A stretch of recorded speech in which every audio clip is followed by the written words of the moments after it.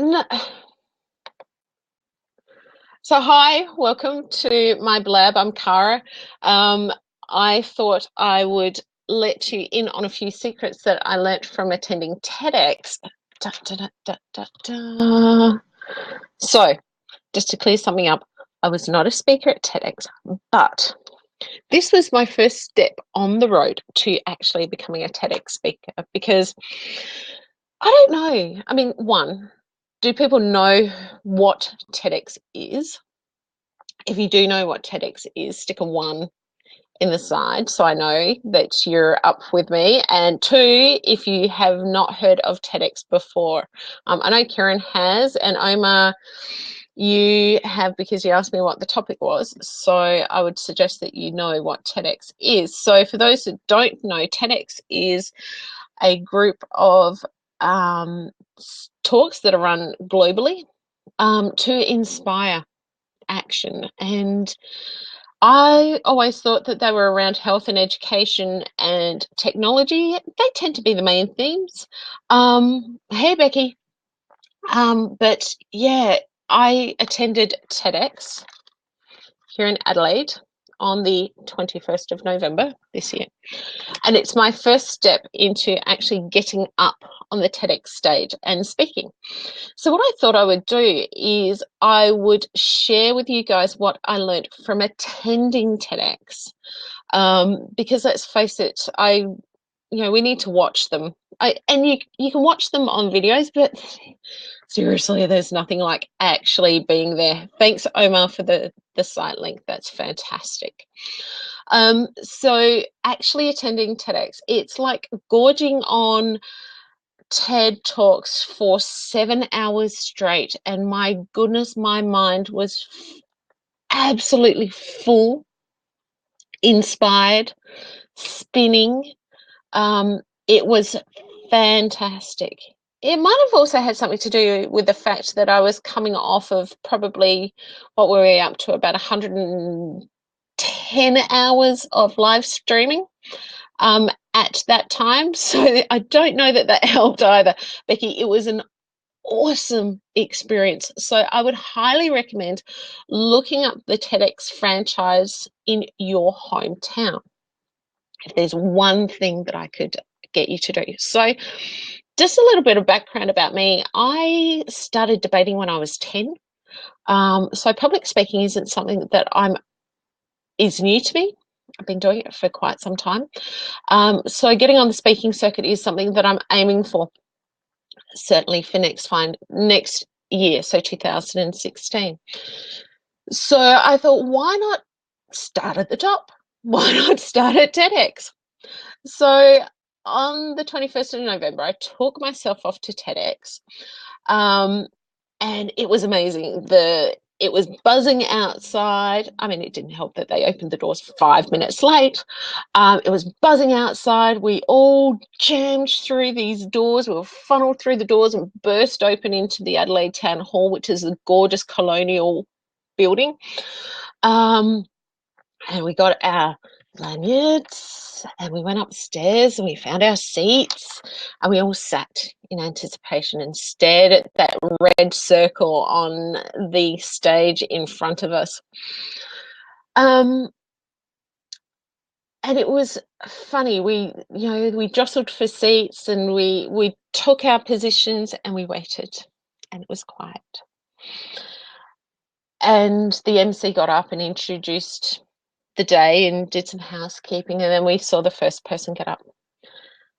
And you could see that some of them were really quite nervous. Understandably. I mean, let's face it, there were 600 people in the room. Getting up and speaking in front of 600 people would normally scare the living daylights out of most of us, but most of us are live streamers. I mean, here on Blab, most of us have done some kind of live streaming, whether it's Blab, Periscope, Meerkat, whatever it is. There are millions of people that you could live stream to every single day. Millions. 600 people, very small percentage of that. So what did I learn from looking at the room and looking at the live streaming, I learned that I could do this. That was the first thing that I learned. I learnt that because I pick up my phone and I live stream, it's really not that different. I was nervous when I first started to live stream. Hey, Leslie. I was nervous when I first started to live stream. Think of it as the first time you walk up those steps to get onto the TEDx stage. When you first turn that camera on and you jump in that seat or you hit go live, your heart jumps up into your throat. It skips a beat. You kind of have to swallow a little bit. And then you step forward and you start speaking. It's no different.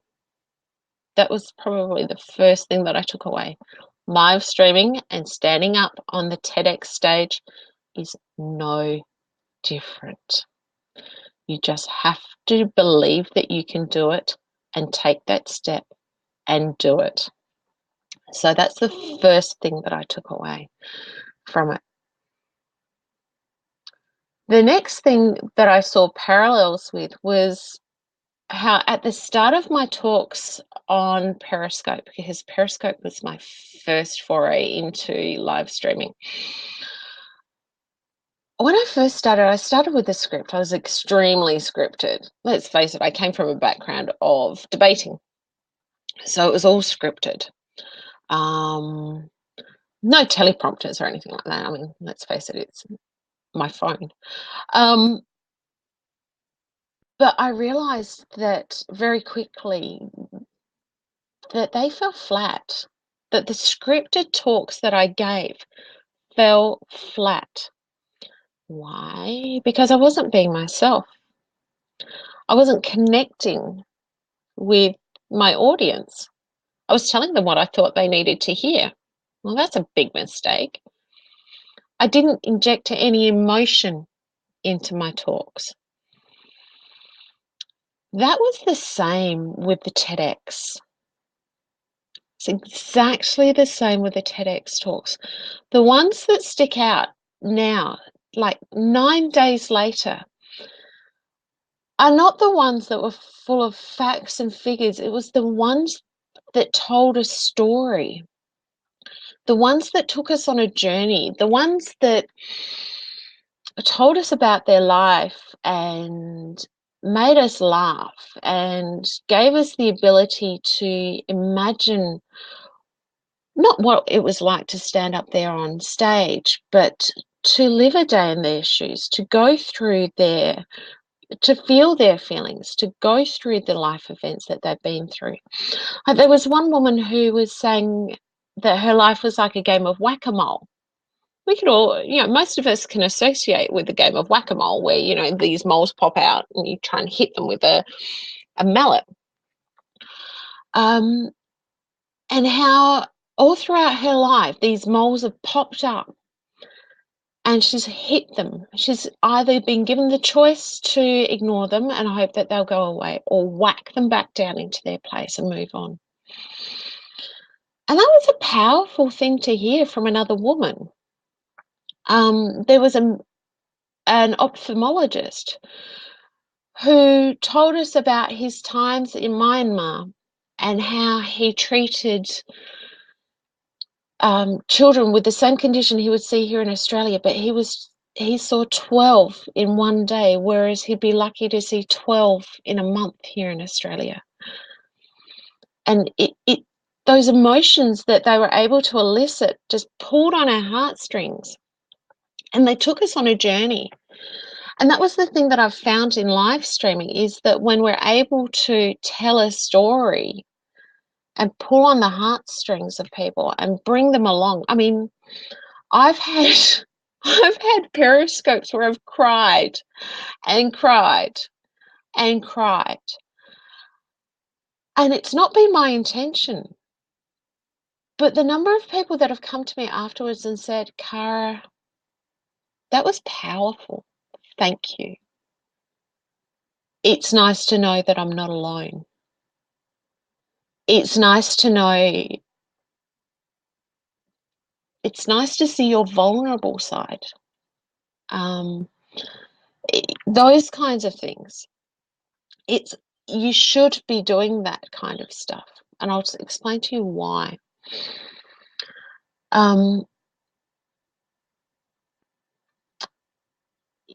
It's because it helps to develop a relationship with the person that you're speaking with.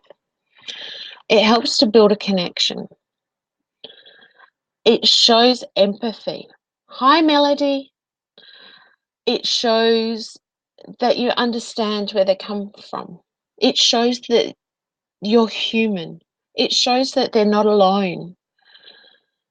And it's these connections and these values and these ways that we reach out and we touch and talk to other people that are strong. It's one of the powers that we have in live streaming, is the fact that I can speak to you from my home in Adelaide, South Australia, and you could be anywhere in the world, anywhere.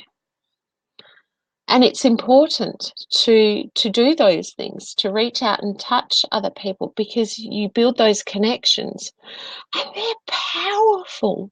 They are powerful connections, because it means that someone can look at you and go, oh, wow, yep, I get her, or I get him. They're real people. They have a strong message. And you know what? They're really quite like me. There's this strength in live streaming that we have that goes over and above what you see on other social media platforms, or just having a plain website. We can't elicit those emotions and that connection as quickly. So that was one of the things that I learned from TED, was tell a story and show your emotions. That was the next thing that I learned. So another thing that I learned was speaking slowly. And you might have noticed that I'm actually doing that as well. So to speak slowly and to give people the breaks in your speech, to allow them to ingest what you've just said. And that was quite powerful as well. And it gives people the space to align what you've just said with their beliefs and their values. And what happens mentally, psychologically, when people are able to do that, what they do is they hear it and they go, okay, so that's where that sits, where, with what I think on that topic. Yep, I agree with that. I'll remember that. Most people, if it doesn't align with what they think, will go and they'll chuck it off and they'll forget it. If you don't give them that time and the space, you miss that opportunity to build that connection with them.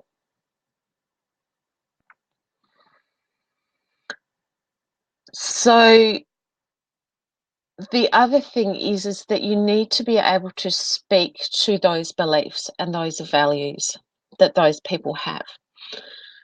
So about 50% of the audience were female, but slightly over 50, just over 50% of the speakers were female. So the female speakers were at a bit of an advantage, where they could speak. They had more chances to connect with women in the audience. But the ones who did it best were the ones, like I said earlier, who were able to elicit emotions with us. But they were able to go, you know what? This was important to me, and I think that this would be important to more of the women. They didn't just try and sell their knowledge or sell their idea, and you can't sell a program. You're not allowed to sell your programs or your items from the stage at TEDx. But they weren't trying to jam stuff down your throats. What they wanted to do was make that connection and align their ideas, with your beliefs, so that you remembered it long after TEDx finished. So when you're giving a talk online, when you're presenting through live streaming, don't do it for the piece of information that you want to hand out. Do it for what the people listening can take away. Does that make sense? Do it for what they can get out of it, not what you can give. And especially when you think of TED, because they're 20 minutes, you could fill that 20 minutes full of facts and figures and information. But after about the first 3 minutes, you're going to have them lost. That's no different in your live streaming. If you fill it full of facts and figures, you're going to lose your people. If you take them on a journey and tell them a story and elicit emotions and give them space to align what you're saying with what they believe, you're going to take them further. You're going to have them for longer, and they're going to remember you.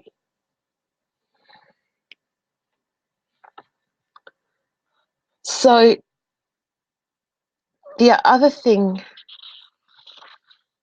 that I want you to remember is about those points is that the things that stuck the most with me weren't the facts and figures. I mean, yes, I remembered that, this doctor saw 12 patients with retinoblastoma in one day in Myanmar.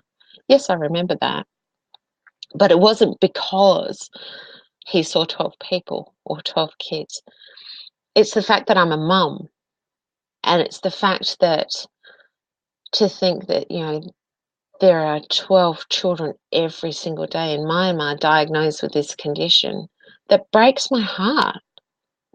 The effects that has on their lives as compared to, the 1 to 2 kids that he sees every other day here in Australia. So it wasn't the numbers, it was the effect on their lives and those children that made me remember that. It was the emotion that that fact drew out of me.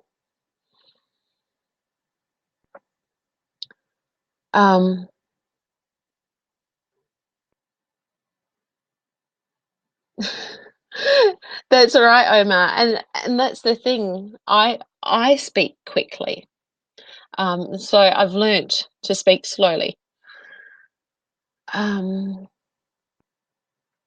Slides. Now this was funny. I felt sorry. I felt for every single speaker that used slides. Hi, Nathan. I felt for every single speaker who had slides at TEDx because the clicker didn't work. Could you imagine having this massive goal of getting up onto the TED stage, and you get up there, you've got your TED speech all prepared, you've rehearsed it, you're ready to go, you've picked your outfit, you walk up on stage, you get up there, crickets. It's not flicking. That flicker doesn't work. I really seriously felt for these people. Some people, it actually threw them. They were distracted. They couldn't get back on track. And the thing about the slides was that for some people, it actually didn't help. Constantly seeing, it was just another fact that I had to see and think that do I need to remember this? Do I need to remember this? Do I need to remember this? Yeah, honestly, Nathan, it was click. Poof. I tried not to giggle. I tried, but you could see, because I was only 3 rows from the front, you could see the pain on their face and the shock of like, it's not working. What do I do?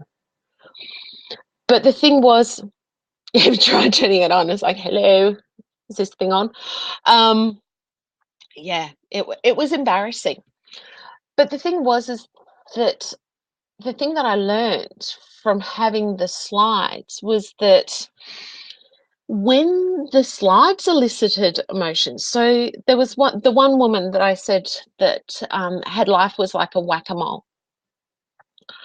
So she had this fairy that would help her, and he had this bushy red beard and this gorgeous tutu and these great wings. He made us laugh. So that helped us to remember the story that she was trying to tell, the emotions that she was trying to elicit. We enjoyed it. But for the ones um, where the images were just another fact that we needed to remember, we glossed over them. It didn't help their speech at all. So one thing I wanted to say was if you're using Blab and you're using some, screen sharing thing, make sure that it helps to drive emotions in your audience. Don't make it just another fact that they have to try and remember. Um, so that was it. They were the things that I learned from being a TEDx audience member. There were a few, but I think the main thing that took away was that your story is important. My story is important. Your story is important.